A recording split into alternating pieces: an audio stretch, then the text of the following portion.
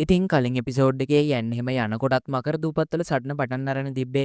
අද කතාවේදී සියන් ඩ්‍රැගන් ස්ලේයර් සෝඩ් එක පව පාවිච්චි කරනවා.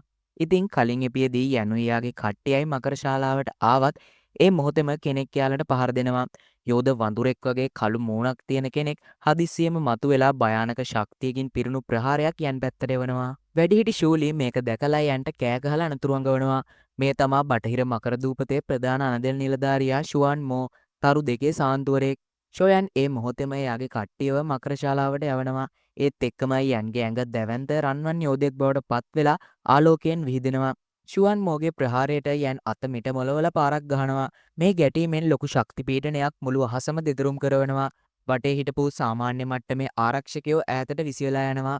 මේ ප්‍රහාරයෙන් ෂුවන් මෝයි ෂෝයන්වයි දෙන්නවම දෙපැත්තට විසික් වෙනවා. ඒත් යන් මෙතනදී පොඩි වාසියක් ලබා ගන්නවා. ෂෝයන් කවුද කින්ද මන්ද කියලා අහන්නත් කලින් ෂුවන් මෝට මාර විදිහට තරහ ගිහින් තමයි හිටියේ.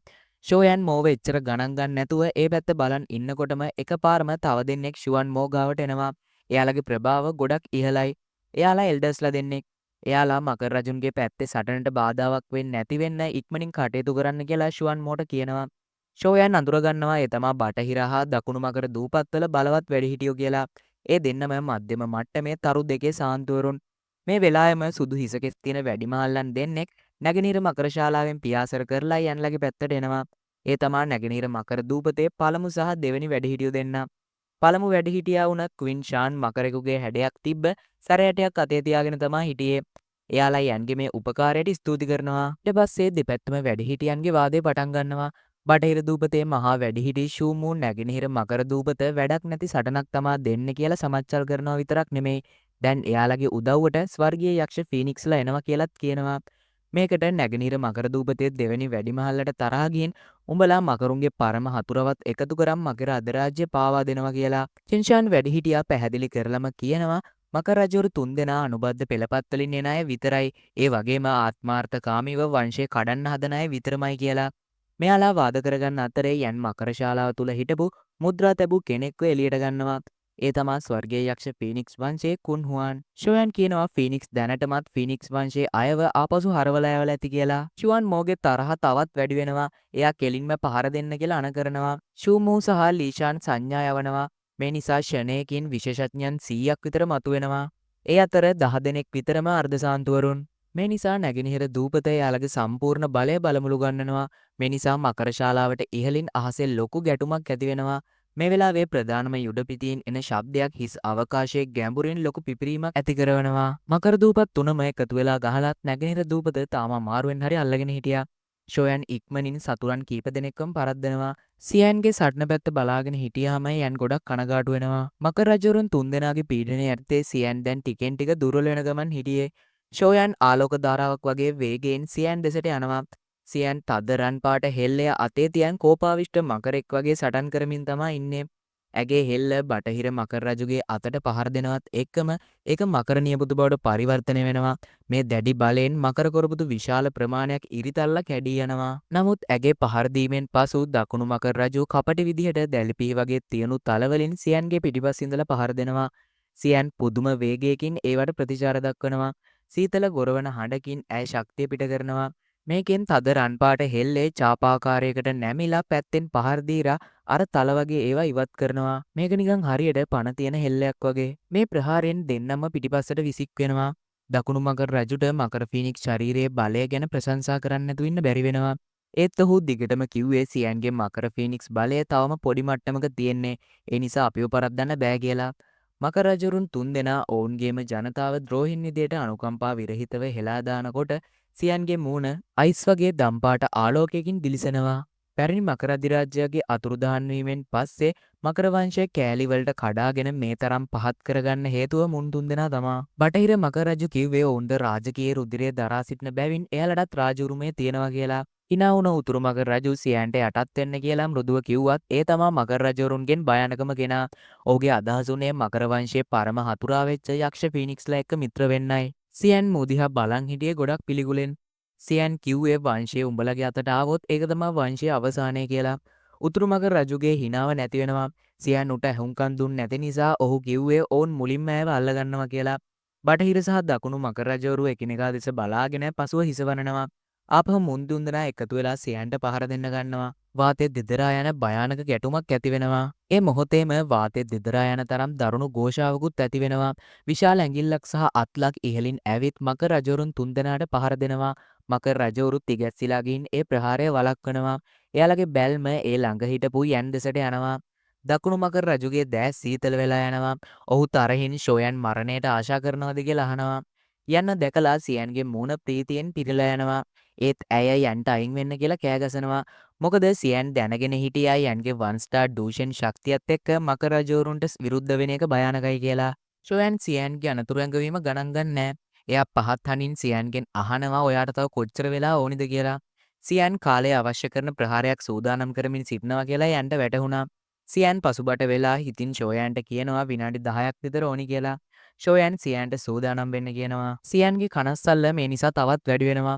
මකර රජවරුන් දෙන්නෙක්ම ඉහළ මට්ටමේ තරු තුනේ සාන්තුරයෙන් වුණා වගේම උතුරු මකර රජු තරු 4කට ගොඩක්ම ආසන්න කෙනෙක්. ෂෝයන් එයාලව නවත්තන්නේ කොහොමද? බටහිර මකර රජු කින්ඩියට hina වෙනවා. උතුරු මකර රජාට නම් ටිකක් මොලේ තිබුණා. ඔහු කෙලින්ම මුලින්ම ෂෝයන්ව මරන්න තීරණය කරනවා. පරතරය ගොඩක්ම වැඩි නිසා යන් දැනගෙන හිටියා හොඳම තුරුම්පු ටිකක් මේ වෙලාවේ ඕන වෙනවා කියලා. එයා ඉහළම මට්ටමේ තාක්ෂණයක් වුණ යෙලෝ ස්ප්‍රින් දිව්‍ය කෝපය භාවිතා කරනවා. ඒ අමුතු අක්ෂර නාද උස්සැනින් මකර රජවරුන්ගේ මුහුණ ප්‍රචණ්ඩ විදියට වෙනස් වෙනවා. මේක මෙයාලගේ ආත්මවලට ලොකු කම්පනයක් ඇති කරනවා. උතුරු මකර රජු අනතුරු ඇඟෙව්වේ පුරාණ හිස් මකරාගේ ශරීරයේ ශක්තිමත් වුණත් ඊට සාපේක්ෂව ආත්ම ශක්තිය අඩුයි කියලා. ඉතින් අපි හැමෝම දන්නවනේ මුර්ගයොන්ගේ ආත්ම ශක්තිය ටිකක් අඩුයි කියලා. බියකරු ආත්ම ශබ්දය වේගයෙන්ම උන්ට පහර දෙනවා. එක පාරම නිහඬ බූම් ශබ්දයක් අවකාශයේ දෝංකාර දෙනවා. බටහිර සහ දකුණු මකර රජවරු මාරාන්තික ලෙස සුදුමැලි වෙනවා. ඔවුන්ගේ මුඛයෙන් ලේ විසි වෙනවා. එයාලගේ මනස ඉරා දානවා වගේ එයාලට දැනෙනවා. මේ උතුරු මකර රජුට නම් එච්චර බලපෑවෙන්නේ නැතත් ඔහු ෂෝයන්ගේ පැත්ත ම්ලේච්ඡ විදියට බලාගෙන ඉන්නවා ෂෝයන්ව මරන්න අරමුණෙන්. ෂෝයන් තම කටකොණෙන් කින්ඩි හිනාවක් දානවා. යන්ගේ අත් මුද්‍රා ආපහු වෙනස් වෙනවා.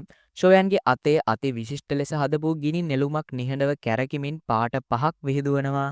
අපි බලමුද යන් දූෂන් කෙනෙක් වුණාට පස්සේ එයාගේ මේ ලෝටස් එකේ බලය කොහොමද කියලා. එයාගේ බියජනක බැල්ම යටතේ ෂෝයන් හිස ඔසවා hina වෙනවා. යන් ඊළඟ මොහොතේම නෙළුමෙන් පහර දෙනවා. පංචවර්ණ නෙළුම පුපුරා යනවා. බටහිර මකර දූපතේ මහා වැඩිහිටියා මුලින්ම පුදුම වෙනවා. මේ ප්‍රහාරය ෆස්ටාර් දූෂන් කෙනෙක්ගේ කියලා දැනගත්තම ඔවුන් තුන්දෙනාම මවිතයටපත් වෙනවා. නැගෙනහිර මකර දූපතේ වැඩිහිටියන් ප්‍රබෝධමත් වෙනවා. අවසානයේ මේ දරුණු සැටනේදී මකර අධිරාජනීයගේ යාළුවා අලුත් බලාපොරොත්තුවක් ගෙනත් දෙනවා. ඒ වගේම භයානක ශක්තියකුත් මෙයාලට පෙන්නනවා. පිපිරීම ඇති කරපු යන් එක පාරම හිස් අවකාශය හරහා වේගයෙන් පසුබසමින් ශක්තිය යථා තත්ත්වයට පත් කරගන්න පිල් ටිකක් කටට දාගන්නවා. දැන් යන් එයාගේ බලවත් ක්‍රම ගොඩක් භාවිතා කළා. යන්ගේ ක්‍රියාව ගොඩක් විශිෂ්ට විදියට පෙනුණා. මුලින්ම ආත්මයට පහර දුන්න යන් පස්සේ යාළගේ ශරීරයට පහර දුන්නා. කොහොම වුණත් යන්ගේ හදවත ගැහෙනවා. එයා දැනන් හිටියා මේ එකපාරකින් තරු තුනේ සහන්තුවරුන් තුනක් එකපාර මරා දාන්න බෑ කියලා. ශක්ති පිපිරීමට විරුද්ධ වෙමින් දැවැන්ත මකරුන් තුන්දෙනෙක් ඔවුන්ගේ සිරුරු ගිනිදැල් වලින් එළියට අරගෙන එනවා. පහර කෑමට ලක් වූ කෝපයටපත් වූ සැබෑ ස්වරූපෙන් සිටියේ මකර රජවරුන් තුන්දෙනයි. ඔවුන්ගේ දැවැන්ත සිරුරු වල අස්ථි කොරපොතු කැඩී ගිහින් ලොකු හානියක් වෙලා තිබුණා. එයාලගේ ඇඟවල් වලින් ලේ ගොඩක් ගලනවා. එයාලා දිවි ගලවගෙන තිබුණත් එයාලට ලොකු පාඩුවක් වෙලා තිබුණා. විශාල මුර්ගයන් තුනක් හමුවේ ෂෝයන් බිය වුණේ නැහැ. හැබැයි ෂෝයන් Tamanගේ අස්ථි පියාපත් වලින් වේගෙන් පසුබැස්සා. හැබැයි මකර රජවරු තුන්දෙනාට යන්න මරාගෙන ගන්න හිදිලා තිබ්බේ. විනාශකාරී ආලෝක කදම්බ තුනක් පුපුරලා ගිහින් යන්ට ගැලවෙන්න තිබ්බ මාර්ග ඔක්කොම වසා දමනවා. මරණය පෙනිපෙනී තියෙද්දී යන් ගිනිදැල් පොකුරු 4ක් පිට කරලා දැවැන්ත ගිනිදැල් රෝදයක් බවට ඒවා පත් කරනවා. ඒ ගිනිදැල් රෝදය ආපු ප්‍රහාර එක්ක ගැටෙනවා. පුදුමයට දේ තමා ඒ ආපු ප්‍රහාර වර්ධනය කරනවා. කොහොම වුණත් මේ නිසා යන්ගේ කටින් ලේ වමනය බව වෙනවා. අවසාන පාරත් නැවැත්තුවට පස්සේ ඒ රෝදය විනාශ වෙලා යනවා. ඒකෙන් ඒ ප්‍රහාර ආපසු හරවා යවු නිසා මකර රජවරුන්ගේ තුවාල තව තවත් දරුණු වෙනවා. ඒක නිසා ඔවුන්ට තව තවත් තරහ යන එක තමයි වෙන්නේ. උතුරු මකර රජුට පවා ලොකු හානියක් වෙලා වන්ස්ටා කෙනෙක්ගෙන් මෙහෙම කෑවා කියලා මතක් වෙනකොට මකර රජවරුන්ට තනියහට හැඬෙනවා ඇති. කොහොම වුණත් මුන්ට මේක මාර නින්දාවක් වෙන්න ඇතිනේ. යන් ආපහු ඒ විනාශකාරී ආත්ම ප්‍රහාරය මුදා හරිනවා. දිව්‍ය කෝපය දෙවනවරටත් එනවා දැක්ක මකර රජවරු තුන්දෙනා පසුබට වෙනවා. උතුරු මකර රජු යථා තත්ත්වයට පත් වෙලා මිනිස් ස්වරූපයෙන් යන් ඉදිරියේ පෙනී ඉන්නවා.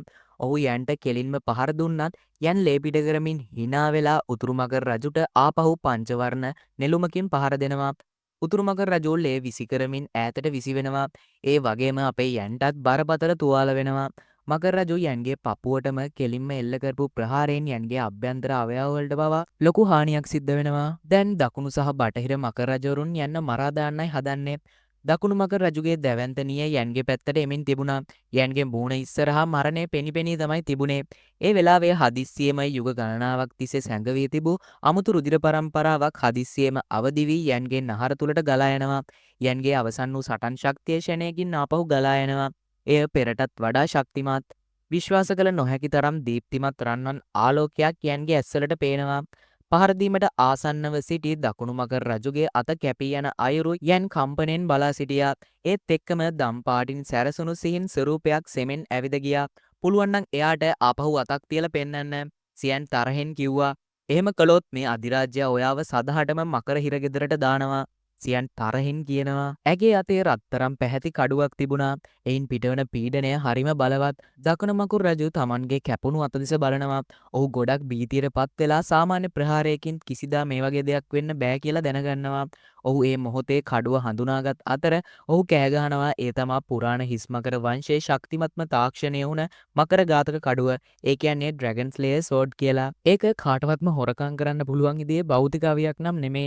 ඒක පිරිසිදු රාජකීය රුධිරයේ තියෙන අයට විතරක් භාවිතා කරන්න පුළුවන් රහස් කලාවක්. මකර රජවරු 3 දෙනාටවත් මේක ගන්න බැරි වුණා.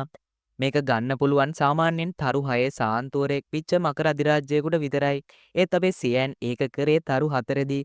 මේ කඩුවේ තිබ්බේ තමාගේ වර්ගයේ අයවම මර්ධනයට. ශක්තිය දරන්නගේ ශක්තියට වඩා වැඩි වුණත් ඒ පුරාණ හිස් මකරයෙකු නම් එයට යටත් විය යුතුයි. නැගිනිර දූපතේ සියලුම සටන් නතර වෙනවා. හැමෝම තම ජානවලින්ම මේ කඩුවට බියක් දක්වනවා. නැගිනිර දූපතේ වැඩිහිටියන් ප්‍රීතියෙන් මකර ඝාතක කඩුව කැඳවිය හැකි මේ සියන් සැබෑ මකර අධිරාජ්‍යනීය බව නැවත නැවතත් සනාථ කරනවා. පළමු වැඩිමහල්ලාගේ හඬ දූපත් තුනේම රණශූරයන්ට ගිගුරුම් දිදී ඇහෙනවා. විරුද්ධ වෙන ඕනම කෙනෙක්ට මකර ඝාතක කඩුවේ පහස විඳින්න පුළුවන්. රුධිර පරම්පරාවේ පීඩනයේ යටතේ දූපත් තුනේ රණශූරයෝ සියන් ඉදිරියේ දනින් වැටෙනවා. බටහිර හා දකුණු මකර රජවරු පලා යාමට උත්සාහ කළත් සියන් කඩුව ඔසවනවා එක්කම බටහිර මකර රජවරු හරහා අමුතු රැල්ලක් හමා යනවා. ඔහුගේ මුළු සිරුරම කෑලි කෑලි වලට කපා දමනවා. දකුණු මකර රජුගේ අත්පා සෙමෙන් සීතල වෙනවා. ඌත් පැනලා යන්න හැදුවත් සියන් කඩුව ඔසවනවා එක්කම යන් දකිනවා සියන්ගේ දම්පාට කොණ්ඩය අලු පැහැට හැරෙනවා. යන්ට ෂණිකව වැටහුණා මේ කඩුව භාවිතයෙන් ඇයගේ ජීවශක්තිය ටිකෙන් ටික අඩු වෙනවා කියලා. මකර රජවරු දෙදෙනාට පැනලා යන්න බැරි නිසා ඔවුන් සාරුධිරයේ ආරක්ෂාව සඳහා මකර අධිරාජ්‍යයාගේ සීනුවක් හදාගන්නවා. ඒත් කඩුවේ ප්‍රහාරයෙන් එක එකපාරින් කැඩිලා යනවා. ඔවුන් දෙන්නටම තවත් පාදයක් අහිමි වෙනවා. සියන් නැවත ප්‍රහාර දියත් කරන්න හැදුවත් ඇයට ලේ කැස්ස ඇති වෙනවා. මේක දැකපු දූපත් තුනේ ඉහළ පෙළේ අය විසිරලා පලා යනවා. ෂෝයන් සියන්ගේ අතේ තිබුණු මකර ඝාතක කඩුව දෙස බලනවා. මකර රජවරු 3 දෙනා නම් දැන් සම්පූර්ණයෙන්ම පරාජයටපත් වුණා. අවසානයේ නැගිනහිර දූපත දිනුවා. එහෙනම් ඊළඟ විස්තරය බලන්න ඊළඟ එපිසෝඩ් එකකින් හම්බෙමු. එහෙනම් අදට ගිහින් එන්නම්. මගේ යාළුවෝ හැමෝටම සුබම සුබ දවසක්.